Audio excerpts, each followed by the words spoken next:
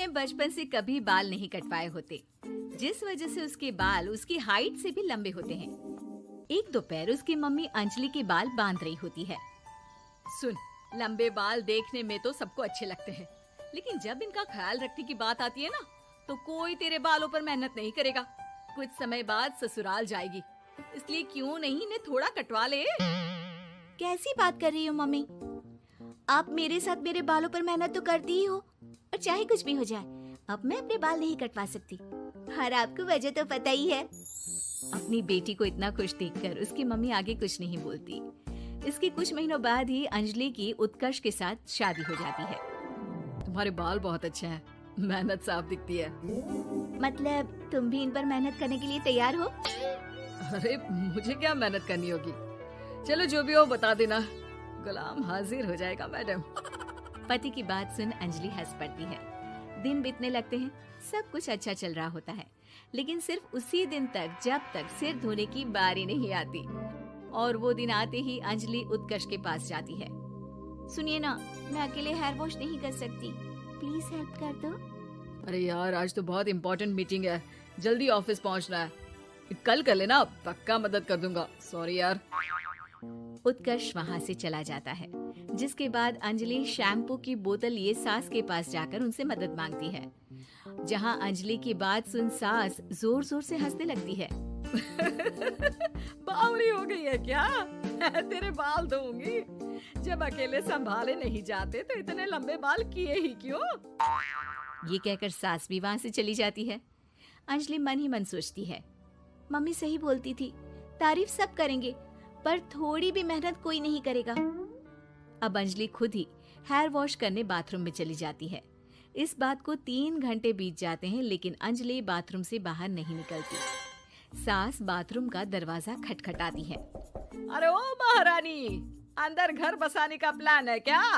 यहाँ सारे काम पड़े हैं, तेरे बालों की वजह से हम क्या भूखे मर जाएं?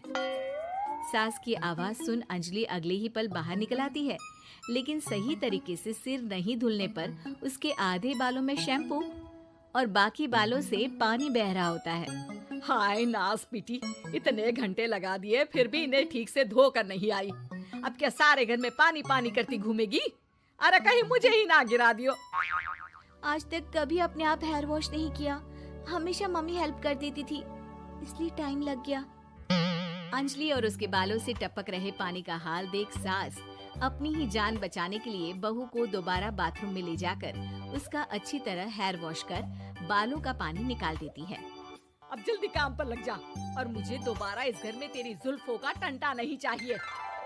सास की बात मानकर अंजलि चुपचाप काम पर लग जाती है। इसी तरह दिन बीतने लगते हैं, जिसमें अब अंजलि हेयर वॉश के लिए आधे दिन का समय लेकर अपने घर आने लगती है, पर सास को इससे भी दिक्कत हो जाती है, जिसके चलते धीरे धीरे अंजलि के लिए अपने बालों का ख्याल रखना मुश्किल होने लगता है। न तेल लग रहा है, न समय से हेयर वॉश हो रहा है, और बालों में कंघा घुमाए तो हफ्ते बीत जाते हैं। मुझसे अपने बालों की ऐसी दुर्गति देखी नहीं जा रही। इसी तरह दिन और दिनों के साथ महीने बीत जाते हैं, जिसमें अच्छे से ख्याल नहीं रखने की वजह से अब बाल रफ उलझे हुए होने के साथ साथ हेयर फॉल भी शुरू हो जाता है। अब क्या हमें अपने बालों में उलझा कर कूड़े में फेंकने का इरादा है? जहाँ देखो वहीं मैडम के बाल गिरे हुए मिलते हैं। अरे कटवा क्यों नहीं देती इन नासपीटों को? तभी उत्कर्ष वहाँ आ जाता है। अरे कैसी बात कर रही हो माँ, आपके बोले बिना वो सब कुछ कर देती है, और बदले में जब सिर्फ अपने बालों के लिए जरा सी मदद चाहती है तो आप उसे ऐसी बातें सुनाती हो। उत्कर्ष अंजलि को लेकर घर से बाहर निकल जाता है और वो दोनों अंजलि के घर पहुंच जाते हैं। मुझे माफ करना, मैंने वादा किया था लेकिन पूरा नहीं कर पाया। अब तुम जैसा कहोगी मैं वैसा ही करूँगा।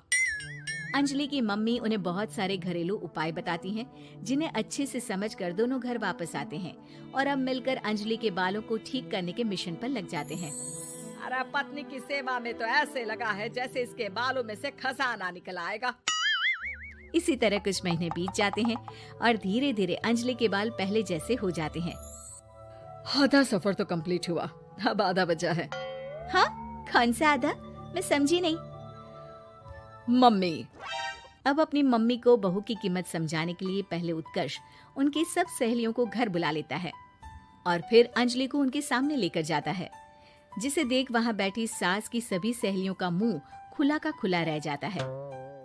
अरे वाह, तेरी बहू के बाल कितने सुंदर हैं।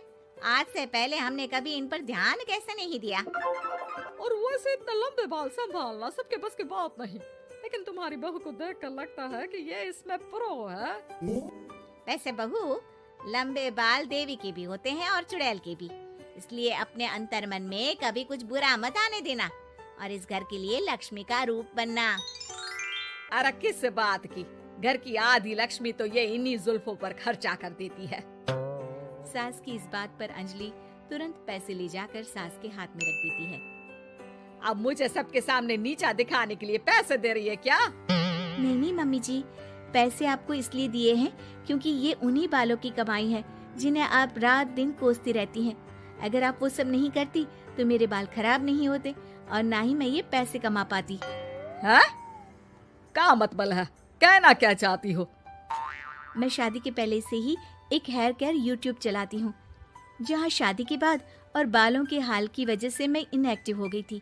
पर उस दिन जब उत्कर्ष और मैं मम्मी के पास उपाय पूछने गए तो आइडिया आया कि अपनी हेयर प्रॉब्लम्स ओवरकम करने के साथ साथ इस प्रोसेस की वीडियो बनाकर उसे भी यूट्यूब पर डाल दूँ तो। और अंजलि की इस आइडिया से वीडियो हिट हो गई, चैनल के सब्सक्राइबर भी बढ़े, साथ में व्यूज और पैसे भी मिले जो इसने आपको देने के लिए सोचा। बहू की बातें सुन सास को अपने बर्ताव पर पछतावा होता है और अब सास, बहू और पति सब मिलकर हेयर केयर और यूट्यूब चैनल पर काम करने लगते हैं।